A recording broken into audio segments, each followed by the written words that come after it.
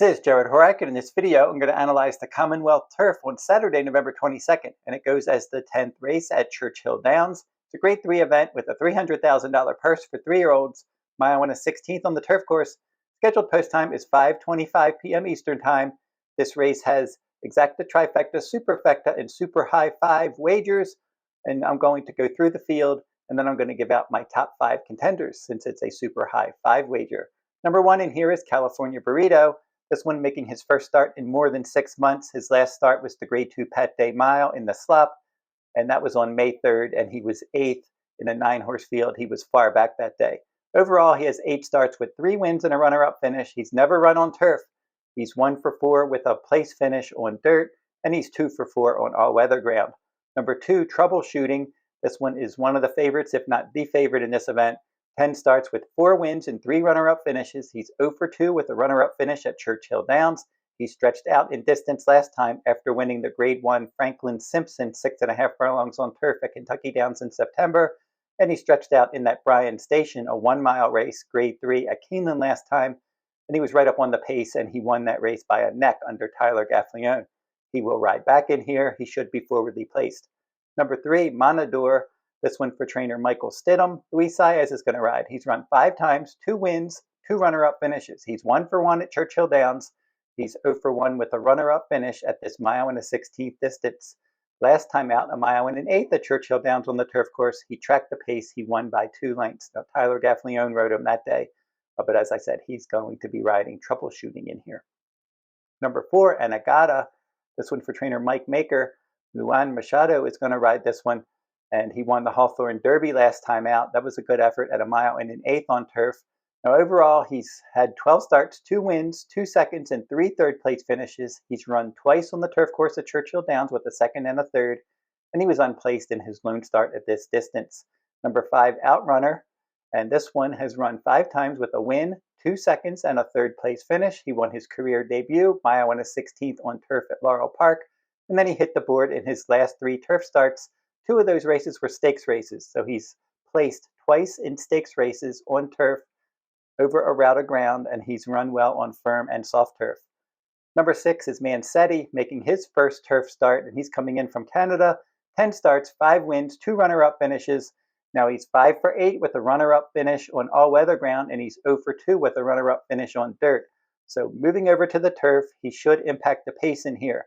He won the King's Plate as an 18-to-1 long shot, the first leg of the Canadian Triple Crown in August. And then in the Prince of Wales Stakes, he was the favorite. He set the pace. He missed by a half length last time out.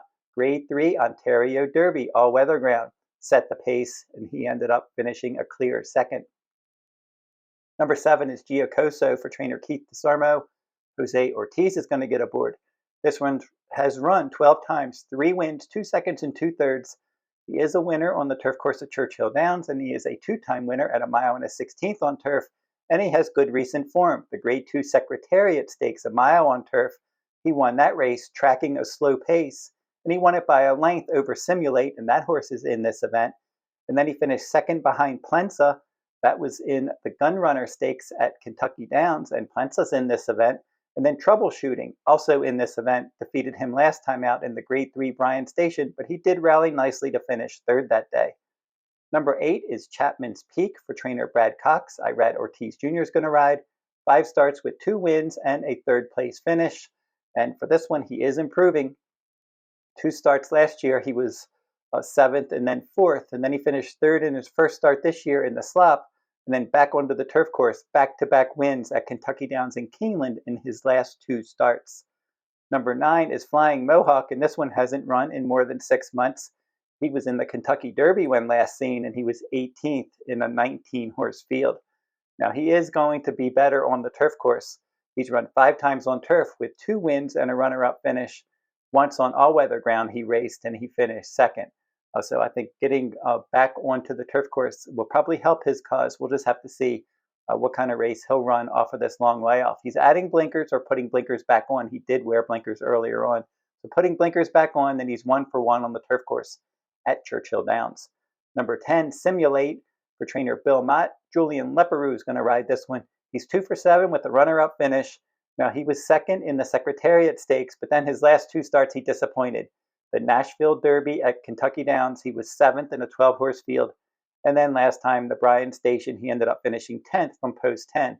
Had some early trouble from post 10 in that 12-horse field. Number 11, Plensa, rounds out the field here for trainer Rusty Arnold.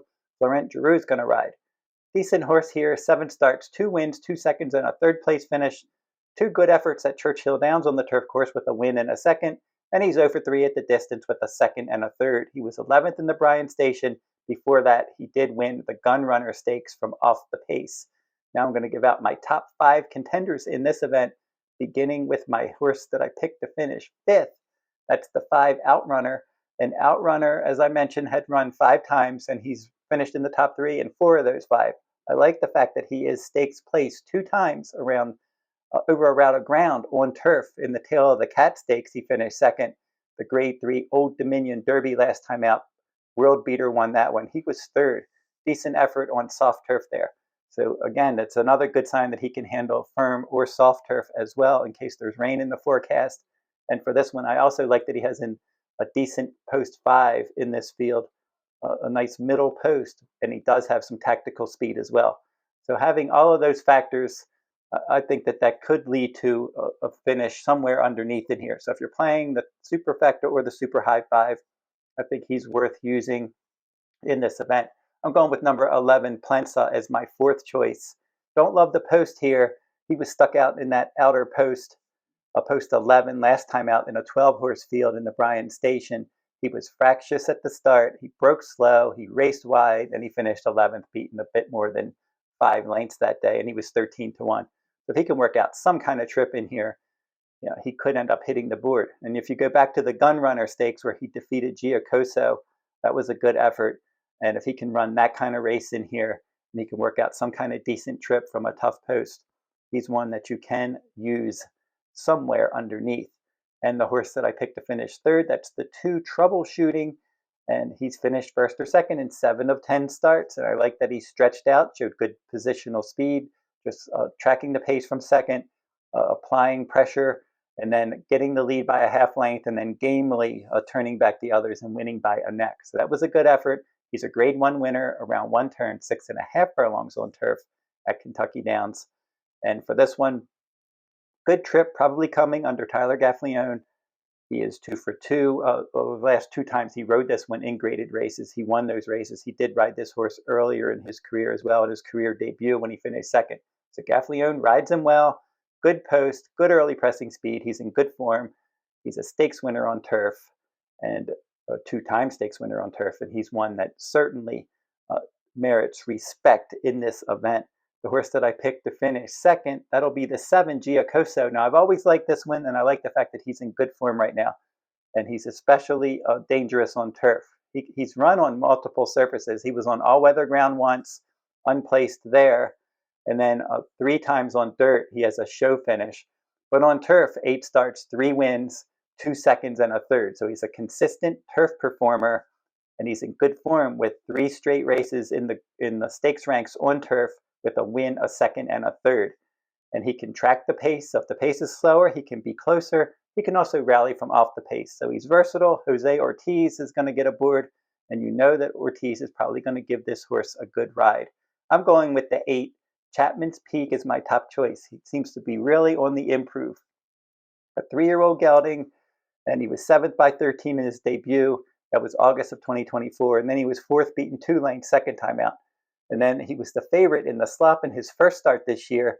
That race was off the turf, and he ended up rallying to finish 3rd from post 10. Now the winner came back and won, and Chapman's Peak came back and won a mile in 5/16 at Kentucky Downs on turf, where he was in an 11-horse field tracking the pace about 3 lengths back, sitting in 5th or 6th, and then he moved up nicely and won that race by a length. Runner-up was the next out winner. Chapman's Peak was the next out winner at Keeneland at a mile in 3/16 on turf. He just went right to the front, and he just kept on going under Irad Ortiz that day. Now, Irad Ortiz Jr., Brad Cox, good jockey trainer team, last 14 days, 6 for 19 together. Ortiz is 2 for 2 with this one, and he's versatile as well. So he's sharp, he's versatile, he seems to be improving.